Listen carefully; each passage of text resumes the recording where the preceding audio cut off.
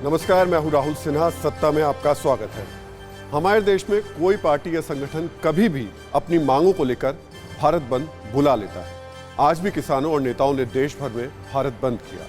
लोकतंत्र में सबको बंद और प्रदर्शन करने का अधिकार है, लेकिन आज हम आपको बताएंगे कि भारत बंद के नाम पर कोई रास्ते में अगर आपकी कार रोके या जबरदस्ती आपकी दुकान का शटर बंद कराए तो आपका क्या अधिकार है।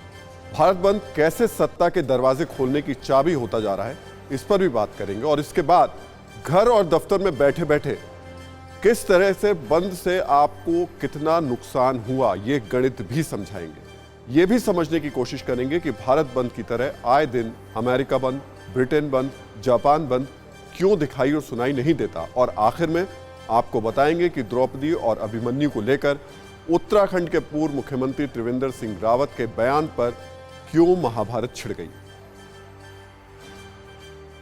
तो हम सत्ता शो की शुरुआत करें उससे पहले हमारा आज का सवाल ध्यान से सुनिए। आज का सवाल है, क्या भारत बंद से आम नागरिक को नुकसान होता है?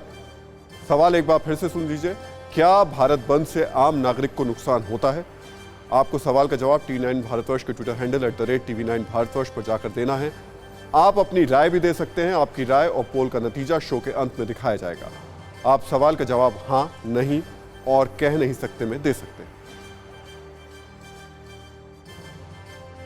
लेकिन सत्ता में हमारा आज का अहम मुद्दा है भारत बंद। सबसे पहले आपको दिखाते हैं देश के अलग अलग हिस्सों में आज एक दिन के भारत बंद के दौरान क्या क्या हुआ।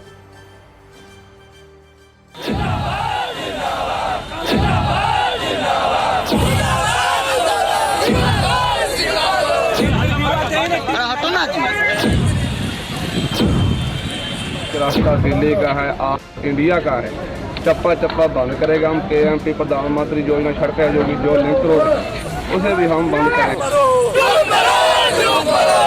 यात्री वाहनों को जाने दिया जाए, ऐसी हमने यहाँ पे रिक्वेस्ट करी थी, पर ये रिक्वेस्ट अभी इन्होंने तो एक्सेप्ट नहीं करी है। बंद करो, बंद करो, बंद करो। 6 बजे से लेके 6 बजे तक बाहर मकानों, रोड जाम, रेलवे जाम, दुकानें बंद। सब आप कृपा करके हमारे साथ बहसबाजी मत करो, अपनी अपनी गाड़ी में बैठे आराम से। नरेंद्र मोदी नहीं सुनेंगे तो 2024 तक ये आंदोलन चलते रहेगा। किसानों ने कई स्टेट और नेशनल हाईवे जाम कर रखे हैं। हालांकि किसानों की तरफ से कोशिश है कि अगर कोई भी एम्बुलेंस या अन्य जरूरी जो व्हीकल है उसको रोका ना जाए, उसको रास्ता दिया जाए।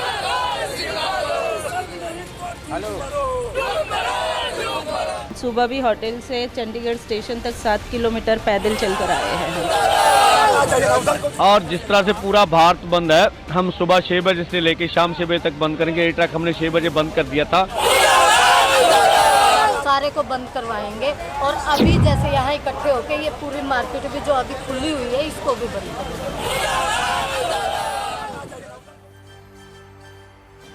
तो भारत बंद की आज की तस्वीरें आपने देखी। भारत बंद के दौरान ट्रेनें रोकी गई, दुकानें बंद हुई, सड़कों पर रास्ते जाम किए गए। लेकिन क्या बंद का सिर्फ इतना ही प्रभाव पड़ा? जी नहीं। एक दिन के भारत बंद से कितना नुकसान होता है, देश के आम नागरिक और नौकरी पेशा लोगों पर क्या प्रभाव पड़ता है, ये अब आपको बताते हैं। भारत की कुल आबादी करीब 135 करोड़ है, जिनमें करीब 25 करोड़ परिवार हैं। एक रिपोर्ट के मुताबिक एक दिन के बंद से देश में करीब 32,000 करोड़ का नुकसान होता है।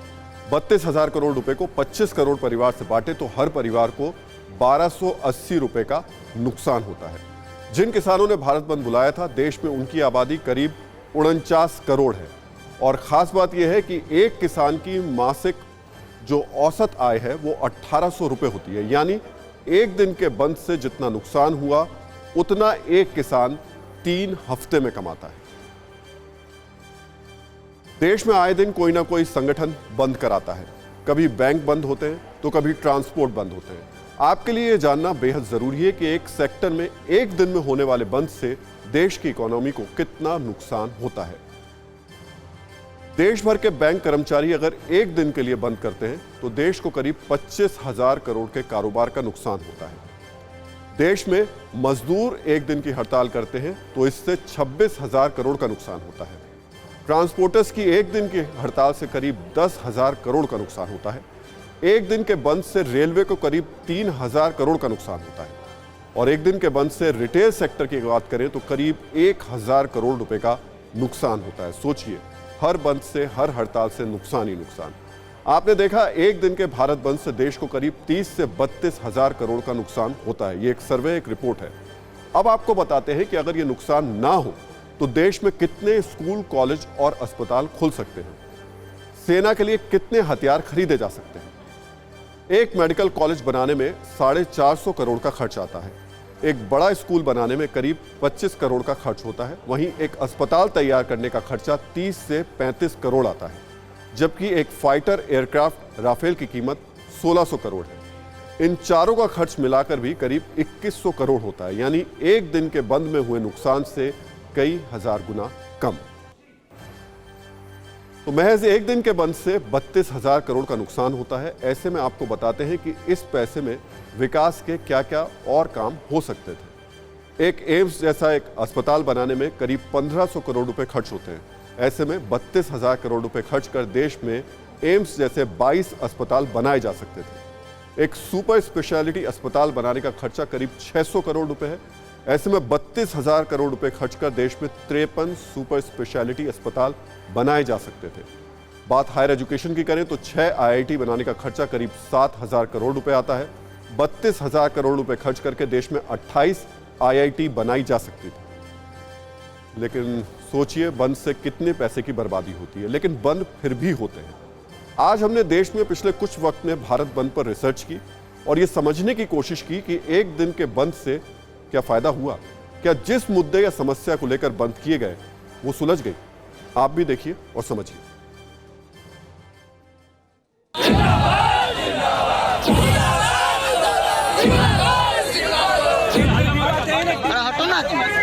सड़कों पर टायर जलाना, रास्ता जाम कर गाड़ियों को आने जाने से रोकना, पटरी पर बैठकर ट्रेनों की आवाजाही को प्रभावित करना, दुकानों को जबरन बंद कराना। भारत बंद में हमेशा ऐसी ही तस्वीरें नजर आती हैं, लेकिन सबसे दुखद तस्वीर होती है परेशान होते आम आदमी की। इस सब के बावजूद क्या एक दिन के बंद का कोई असर कभी पड़ा?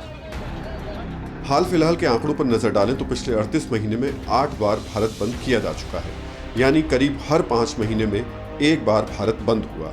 2018 से 2021 के बीच कुछ ऐसे बड़े भारत बंद की बात करें तो 25 जनवरी 2018 को फिल्म पद्मावत के विरोध में करणी सेना और कुछ संगठनों ने भारत बंद बुलाया। नतीजा, फिल्म रिलीज हुई और हिट भी रही, यानी बंद बेअसर रहा। 10 सितंबर 2018 को पेट्रोल डीजल के बढ़ते दाम और रुपए की घटती कीमतों के मुद्दे पर कांग्रेस पार्टी ने बंद का ऐलान किया, लेकिन उसके बाद भी तेल की कीमतें लगातार बढ़ती रहीं, बंद बेअसर रहा। 8-9 जनवरी 2019 को ट्रेड यूनियन श्रमिक संगठनों ने उत्तर पूर्वी राज्यों में कैब के विरोध में भारत बंद बुलाया। बंद का कोई ठोस नतीजा नहीं निकला। 29 जनवरी 2020 CA और NRC के विरोध में कई राज्यों और राजनीतिक पार्टियों ने बंद बुलाया। कानून लागू हुआ, बंद बेअसर रहा। 8 दिसंबर 2020 केंद्र सरकार के नए कृषि कानूनों को वापस लेने की मांग पर पॉलिटिकल पार्टियों ने भारत बंद किया। कानून लागू रहा, बंद बेअसर रहा। 6 फरवरी 2021 कृषि कानून के खिलाफ कई किसान संगठनों ने भारत बंद के साथ नेशनल हाईवे भी बंद किया। सरकार कृषि बिल को कुछ वक्त के लिए टालने पर राजी हो गई, यानी बंद का आंशिक असर हुआ। 11 मार्च 2021 कृषि कानून वापस नहीं लेने के विरोध में किसानों ने एक बार फिर भारत बंद का ऐलान किया। 11 मार्च 2021 कृषि कानून वापस नहीं लेने के विरोध में किसानों ने एक बार फिर भारत बंद का ऐलान किया। बंद बेअसर रहा और अब 26 मार्च को भी भारत बंद हुआ, मगर कुछ राज्यों को छोड़कर कहीं भी इसका खास असर नहीं दिखा।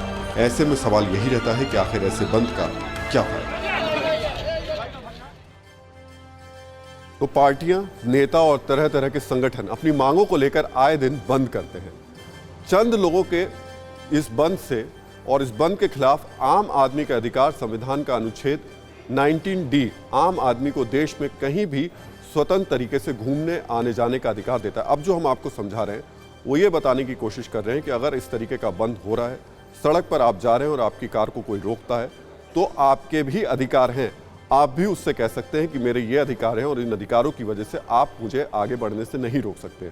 अनुच्छेद 19D के तहत आम आदमी को अधिकार है कि वो जिस रास्ते से गुजर रहे हों वहां जबरन रुकावट ना खड़ी की जाए। आम आदमी को अधिकार है कि रोड ब्लॉक होने के कारण उसे कोई परेशानी नहीं होनी चाहिए।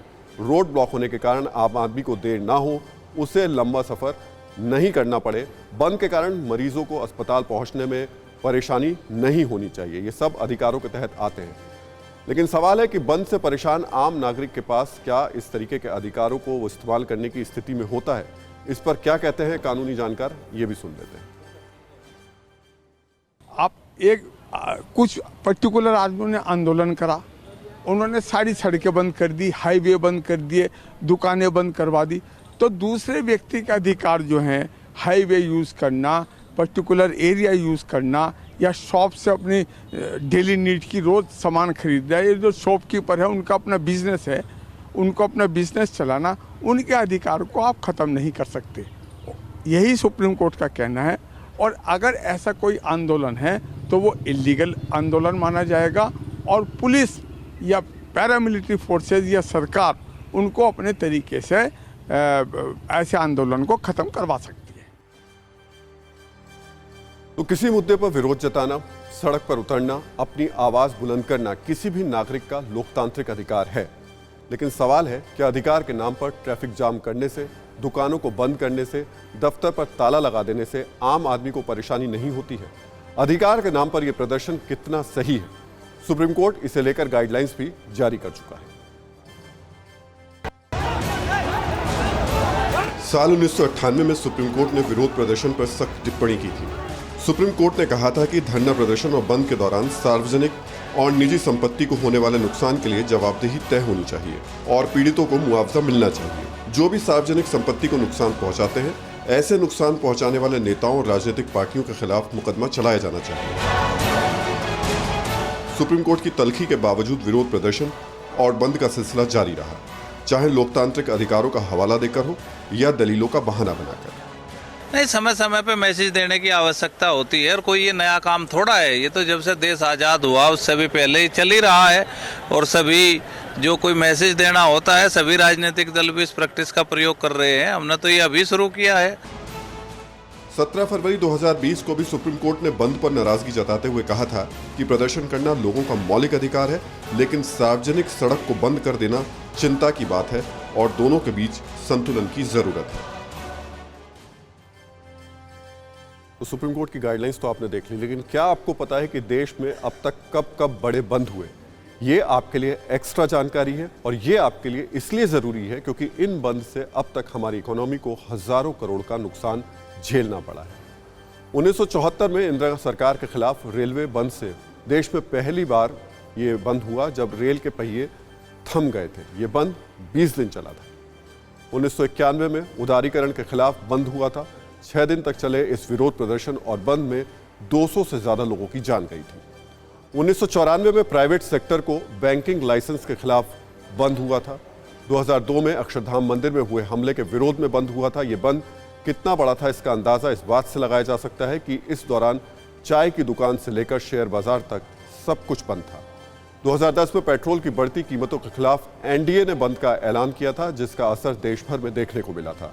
2012 में तेल की बढ़ती कीमतों के खिलाफ भी एनडीए ने भारत बंद का ऐलान किया था। 2012 में लेफ्ट और उसके सहयोगियों ने प्रत्यक्ष निवेश, विदेशी निवेश के खिलाफ बंद किया था। ये तमाम वो बड़े बंद हैं जिनकी वजह से देश में उस वक्त असर पड़ा, आम लोग प्रभावित हुए। इन दिनों आप हर कुछ अपने महीने पर भारत बंद के बारे में सुनते हैं, लेकिन क्या आपको पता है कि पहली बड़ी हड़ताल कब हुई थी? पुराने रिकॉर्ड्स के मुताबिक मार्च 1862 में हिंदुस्तान का पहला बड़ा आंदोलन हुआ था। हावड़ा रेलवे स्टेशन के 1200 कर्मचारियों ने हड़ताल की थी, जबकि राजनीतिक कारणों से पहली हड़ताल 1908 में हुई थी। ब्रिटिश पुलिस ने बाल गंगाधर तिलक को गिरफ्तार कर लिया था। पुलिस ने और तिलक की गिरफ्तारी के विरोध में सैकड़ों कर्मचारी हड़ताल पर बैठ गए थे। 6 दिनों तक चले इस विरोध प्रदर्शन में 200 से ज्यादा लोगों की मौत हुई थी। अभी किसान आंदोलन चल रहा है, तो आपको बता दें कि सबसे बड़े किसान आंदोलन की शुरुआत 1897 में हुई थी। अंग्रेजों के 84 टैक्स के खिलाफ किसानों ने 44 साल आंदोलन किया। किसानों ने 2 साल तक खेती रोक दी थी, जिसके बाद अंग्रेजों को झुकना पड़ा और सभी टैक्स वापस लेने पड़े। अब आपको राजनीति का एक नया ज्ञान सुनाते हैं। ये ज्ञान दिया है उत्तराखंड के पूर्व सीएम त्रिवेंद्र सिंह रावत ने। होली पर एक कार्यक्रम में त्रिवेंद्र सिंह रावत ने नया ज्ञान दिया कि अभिमन्यु द्रौपदी के बेटे थे। जब अभिमन्यु को छल से मारा जाता है, कपट से मारा जाता है कौरवों के द्वारा, तो मां द्रौपदी शोक नहीं करती है, हाथ खड़े करके बोलती है, इस अभिमन्यु का जो छल से वध हुआ है, इसका प्रतिकार करो पांडवों, इसका प्रतिकार करो। ये मां द्रौपदी ये कहती है, रोती नहीं है। पुत्र वध हो जाता है, पुत्र को छल से मारा जाता है, लेकिन मां कभी भी, मां द्रौपदी कभी भी भाव विवल होकर के रोना धोना नहीं करती थी। उसके कोख से जन्मा था अभिमन्यु भाई। उस संदर्भ खुद को कुर्सी से हटाने का था, इसलिए त्रिवेंद्र सिंह रावत को अभिमन्यु की याद आई। लेकिन सवाल ये कि राजनीति में ये ज्ञान की जो कमी होती है वो अज्ञानतावश होती है या जानबूझकर होती है। वैसे तो ये आप और हम सभी जानते हैं कि अभिमन्यु सुभद्रा और अर्जुन की संतान थे। और हमने आज आपसे सवाल किया था कि क्या भारत बंद से आम नागरिक को नुकसान होता है। इसका जवाब मिला है हाँ, 80% लोग कह रहे हैं नुकसान होता है। 19% लोगों ने जवाब नहीं में दिया है और 1% लोग बोल रहे हैं हमें अंदाजा नहीं है, पता नहीं।